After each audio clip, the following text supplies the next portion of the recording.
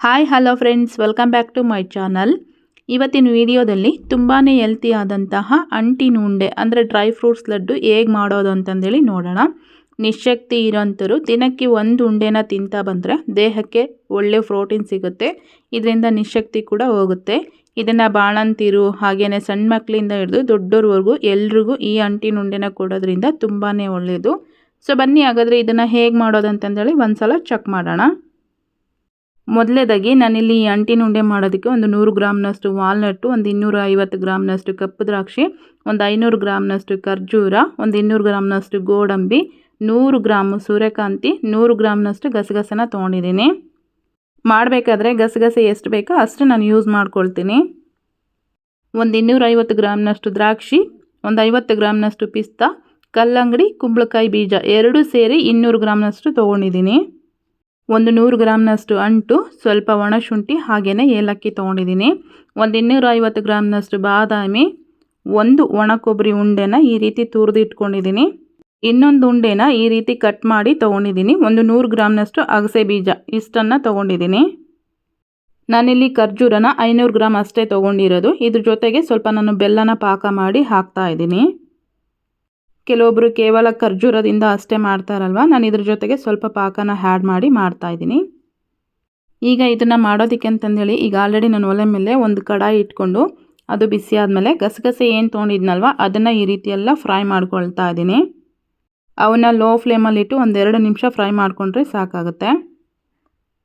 ಈಗ ಅದೇ ಕಡಾಯಿಗೆ ಸ್ವಲ್ಪ ತುಪ್ಪ ಹಾಕ್ಕೊಂಡು ಅಂಟು ಏನು ತೊಗೊಂಡಿದ್ನಲ್ಲ ಅದನ್ನು ಸಹ ಇದರಲ್ಲಿ ಹಾಕಿ ನಿಧಾನಕ್ಕೆ ಈ ರೀತಿ ಫ್ರೈ ಮಾಡ್ಕೊಳ್ತಾ ಇದ್ದೀನಿ. ನೋಡಿ, ಈ ಅಂಟನ್ನ ಈ ರೀತಿ ಫ್ರೈ ಮಾಡ್ತಾ ಇರಬೇಕಾದ್ರೆ ಅದು ಒಂದಕ್ಕೊಂದು ಅಂಟ್ಕೊಂಡ್ಬಿಡುತ್ತೆ. ಸ್ವಲ್ಪ ನೋಡ್ಕೊಂಡ್ಬಿಟ್ಟು ಬೇಗನೆ ಫ್ರೈ ಮಾಡ್ಕೋಬೇಕಾಗತ್ತೆ. ಅದನ್ನು ಚೆನ್ನಾಗಿ ಫ್ರೈ ಮಾಡ್ಕೊಂಡ್ಮೇಲೆ ಅದನ್ನು ಒಂದು ಬೇಸನಲ್ಲಿ ಹಾಕಿ ಈ ರೀತಿ ಎಲ್ಲ ಮ್ಯಾಶ್ ಮಾಡ್ಕೊಳ್ತಾ ಇದ್ದೀನಿ. ಇದನ್ನು ಮಿಕ್ಸಿ ಜಾರಲ್ಲಿ ಹಾಕಿ ಸಹ ಪೌಡರ್ ಮಾಡ್ಕೋಬೋದು, ಬಟ್ ಬಿಸಿ ಇರಬೇಕಾದ್ರೆ ಈ ರೀತಿ ಸ್ವಲ್ಪ ಮ್ಯಾಶ್ ಮಾಡಿದರೆ ಪೌಡರ್ ಆಗುತ್ತೆ. ಅದನ್ನು ಈ ರೀತಿ ಚೆನ್ನಾಗಿ ಪೌಡರ್ ಮಾಡಿ ಸೈಡಿಗೆ ಎತ್ತಿಟ್ಕೊಂಡು ಇವಾಗ ಅದೇ ಕಡಾಯಿಗೆ ಸ್ವಲ್ಪ ತುಪ್ಪ ಹಾಕ್ಕೊಂಡು 2 ಥರದ ಒಣ ದ್ರಾಕ್ಷಿ ಏನು ತೊಗೊಂಡಿದ್ನಲ್ವ ಅದನ್ನು ಸಹ ಇದರಲ್ಲಿ ಹಾಕಿಬಿಟ್ಟು ನಿಧಾನಕ್ಕೆ ಫ್ರೈ ಮಾಡ್ಕೊಳ್ತಾ ಇದ್ದೀನಿ. ನೋಡಿ, ನಾವು ಇವನ್ನ ಈ ರೀತಿ ಫ್ರೈ ಮಾಡ್ತಾ ಇರಬೇಕಾದ್ರೆ ಸ್ಟವ್ನ ಲೋ ಫ್ಲೇಮಲ್ಲಿ ಇಟ್ಟು ನಿಧಾನಕ್ಕೆ ಹುರ್ಕೋಬೇಕಾಗತ್ತೆ. ದ್ರಾಕ್ಷಿ ಬಂದುಬಿಟ್ಟು ಚೆನ್ನಾಗಿ ಉಬ್ಕೋಬೇಕು, ಅಲ್ಲಿವರೆಗೂ ನಾವು ಇವನ್ನ ಈ ರೀತಿ ಫ್ರೈ ಮಾಡ್ಕೋಬೇಕು. ನೋಡ್ತಾ ಇದ್ದೀರಲ್ವ, ದ್ರಾಕ್ಷಿ ಎಲ್ಲ ಚೆನ್ನಾಗಿ ಉಬ್ಕೊಂಡಿದೆ. ಇವಾಗ ಈ ದ್ರಾಕ್ಷಿನ ಪೌಡರ್ ಮಾಡಿ ಇಟ್ಕೊಂಡಿದ್ನಲ್ವ ಅಂಟು ಏನಿತ್ತಲ್ವ ಅದ್ರ ಜೊತೆ ಸೇರಿಸ್ಕೊಳ್ತಾ ಇದ್ದೀನಿ. ಇವಾಗ ಅದೇ ಕಡಾಯಿಗೆ ಮತ್ತೆ ಸ್ವಲ್ಪ ತುಪ್ಪ ಹಾಕ್ಕೊಂಡು ಒಣ ಕೊಬ್ಬರಿನ ಕಟ್ ಮಾಡಿ ಏನು ಇಟ್ಕೊಂಡಿದ್ನಲ್ವ ಅದನ್ನು ಇದರಲ್ಲಿ ಹಾಕಿ ಈ ರೀತಿ ಎಲ್ಲ ಫ್ರೈ ಮಾಡ್ಕೊಳ್ತಾ ಇದ್ದೀನಿ. ಒಣ ಕೊಬ್ಬರಿ ಬಂದುಬಿಟ್ಟು ಸ್ವಲ್ಪ ಕಲರ್ ಚೇಂಜ್ ಆಗಬೇಕು, ಅಲ್ಲಿವರೆಗೂ ನಾವು ಇದನ್ನು ಫ್ರೈ ಮಾಡ್ಕೋಬೇಕಾಗತ್ತೆ. ಒಂದು ಉಂಡೆನ ಈ ರೀತಿ ಕಟ್ ಮಾಡಿ ತೊಗೊಂಡಿದ್ದೀನಿ, ಹಾಗೆಯೇ ಒಂದು ಉಂಡೆನ ತುರಿದ್ಬಿಟ್ಟು ತೊಗೊಂಡಿದ್ದೀನಿ. ಕಟ್ ಮಾಡಿ ತೊಗೊಂಡಿರೋದ್ರಿಂದ ಅದು ತಿನ್ನಬೇಕಾದ್ರೆ ಉಂಡೆ ಜೊತೆ ಕೊಬ್ಬರಿ ಚೆನ್ನಾಗಿರುತ್ತೆ ಅಂತಂದೇಳಿ, ಬಾಯಿಗೆ ಸಿಗುತ್ತೆ ಅಂತಂದೇಳಿ ನಾನು ಈ ರೀತಿ 2 ಥರ ಮಾಡಿಟ್ಕೊಂಡಿದ್ದೀನಿ. ನೋಡಿ, ಕಟ್ ಮಾಡಿ ಹಾಕ್ಕೊಂಡಿರೋ ಒಣ ಕೊಬ್ಬರಿ ಚೆನ್ನಾಗಿ ಫ್ರೈ ಮಾಡ್ಕೊಂಡ್ಮೇಲೆ ತುರಿದಿಟ್ಕೊಂಡಿರೋಂಥ ಒಣ ಕೊಬ್ಬರಿನ ಇದರಲ್ಲಿ ಹಾಕಿ ಒಂದು 3 ನಿಮಿಷ ಫ್ರೈ ಮಾಡಿಕೊಂಡ್ರೆ ಎಲ್ಲ ಚೆನ್ನಾಗಿ ಫ್ರೈ ಆಗುತ್ತೆ. ಇದನ್ನೆಲ್ಲ ಈ ರೀತಿ ಚೆನ್ನಾಗಿ ಫ್ರೈ ಮಾಡ್ಕೊಂಡ್ಮೇಲೆ ಅದೇ ದ್ರಾಕ್ಷಿ ಜೊತೆಗೆ ಸೇರಿಸ್ಕೊಳ್ತಾ ಇದ್ದೀನಿ. ಇವನ್ನ ನಾವು ಆದಷ್ಟು ತುಪ್ಪದಲ್ಲಿ ಫ್ರೈ ಮಾಡಿಕೊಂಡ್ರೆ ಆ ರುಚಿ ಅನ್ನೋದು ತುಂಬ ಚೆನ್ನಾಗಿರುತ್ತೆ. ಇವಾಗ ಅದೇ ಕಡಾಯಿಗೆ ಸ್ವಲ್ಪ ತುಪ್ಪ ಹಾಕ್ಕೊಂಡು ಬಾದಾಮಿ, ಗೋಡಂಬಿ, ವಾಲ್ನಟ್ಟು, ಪಿಸ್ತಾ ಇವೆಲ್ಲವನ್ನು ಸ್ವಲ್ಪ ತರಿಯಾಗಿ ಪೌಡರ್ ಮಾಡಿ ಹಾಕ್ಕೊಳ್ತಾ ಇದ್ದೀನಿ. ಇವನ್ನ ನಾವು ತುಂಬ ಸಾಫ್ಟಾಗಿ ಪೌಡರ್ ಮಾಡೋದು ಬೇಡ, ಈ ರೀತಿಯಾಗಿ ಪೌಡರ್ ಮಾಡಿಕೊಂಡ್ರೆ ಸಾಕಾಗುತ್ತೆ. ನೋಡ್ತಾ ಇದ್ದೀರಲ್ವ, ಸ್ವಲ್ಪ ಪೀಸಸ್ಸು ಸಹ ಹಾಗೆ ಕಾಣ್ತಾ ಇರಬೇಕು. ತಿಂತಾ ಇರಬೇಕಾದ್ರೆ ಅವು ಬಾಯಿಗೆ ಸಿಗ್ತಾ ಇದ್ದರೆ ತುಂಬ ಚೆನ್ನಾಗಿರುತ್ತೆ. ಇವನ್ನು ನಾವು ಈ ರೀತಿ ಫ್ರೈ ಮಾಡ್ತಾ ಇರಬೇಕಾದ್ರೆ ಅದರಲ್ಲಿ ಫ್ಲೇವರ್ ಬಿಟ್ಕೋಬೇಕು. ಅಂದರೆ ನಾವು ಇದನ್ನು ಒಂದು 3 ರಿಂದ 4 ನಿಮಿಷ ಫ್ರೈ ಮಾಡಿಕೊಂಡ್ರೆ ಚೆನ್ನಾಗಿ ಫ್ರೈ ಆಗುತ್ತೆ. ಆ ಪೌಡರೆಲ್ಲ ಚೆನ್ನಾಗಿ ಫ್ರೈ ಮಾಡ್ಕೊಂಡ್ಮೇಲೆ ಮತ್ತೆ ಅದ್ರ ಜೊತೆ ಸ್ವಲ್ಪ ತುಪ್ಪ ಹಾಕ್ಕೊಂಡು ಕುಂಬಳಕಾಯಿ, ಕಲ್ಲಂಗಡಿ, ಸೂರ್ಯಕಾಂತಿ, ಅಗಸೆ ಬೀಜ ಏನು ತೊಗೊಂಡಿದ್ನಲ್ವ ಅವನ್ನ 4ನ್ನು ಇದರಲ್ಲಿ ಹಾಕಿ ಈ ರೀತಿ ಫ್ರೈ ಮಾಡ್ಕೊಳ್ತಾ ಇದ್ದೀನಿ. ಅಗಸೆ ಬೀಜನ ನಾನು ಎಷ್ಟು ಬೇಕೋ ಅಷ್ಟನ್ನು ಹಾಕ್ಕೊಂಡಿದ್ದೀನಿ, ಅವನ್ನ ಕಂಪ್ಲೀಟಾಗಿ ಎಲ್ಲನೂ ಹಾಕಿಲ್ಲ.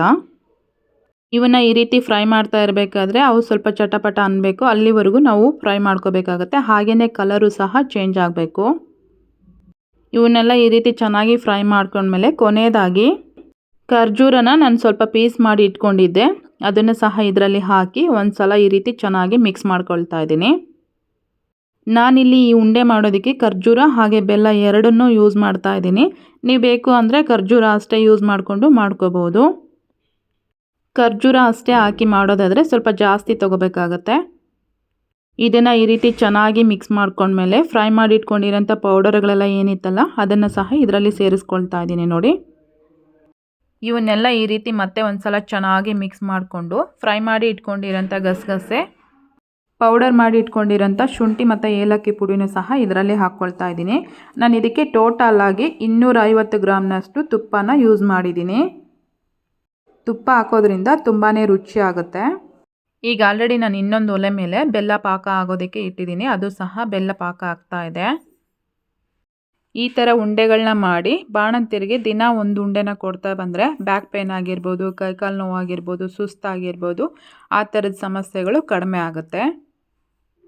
ಎಲ್ಲನೂ ಚೆನ್ನಾಗಿ ಮಿಕ್ಸ್ ಮಾಡ್ಕೊಂಡ್ಮೇಲೆ ಇವಾಗ ಇದಕ್ಕೆ ಪಾಕ ಮಾಡಿ ಇಟ್ಕೊಂಡಿರೋಂಥ ಬೆಲ್ಲ ಏನಿತ್ತಲ್ಲ ಅದನ್ನು ಸ್ವಲ್ಪ ಸ್ವಲ್ಪನೇ ಹಾಕಿ ಈ ರೀತಿ ಮಿಕ್ಸ್ ಮಾಡಿಕೊಂಡು ಉಂಡೆಗಳನ್ನ ಮಾಡ್ಕೊಳ್ತಾ ಇದ್ದೀನಿ.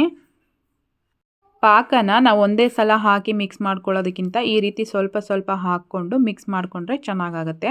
ಅಂದರೆ ನಮಗೆ ಎಷ್ಟು ಬೇಕೋ ಅಷ್ಟನ್ನು ನೋಡಿ ಹಾಕ್ಕೊಂಡು ಮಾಡಿಕೊಂಡು ಉಂಡೆಗಳನ್ನ ಕಟ್ಕೊಂಡ್ರೆ ತುಂಬ ಚೆನ್ನಾಗಾಗುತ್ತೆ. ಬೆಲ್ಲದ ಪಾಕ ಹಾಕಿದ ಮೇಲೆ ಅದನ್ನು ಒಂದು ಸಲ ಚೆನ್ನಾಗಿ ಮಿಕ್ಸ್ ಮಾಡಿಕೊಂಡು ಈ ರೀತಿ ಉಂಡೆಗಳನ್ನ ಮಾಡ್ಕೊಳ್ತಾ ಇದ್ದೀನಿ ನೋಡಿ.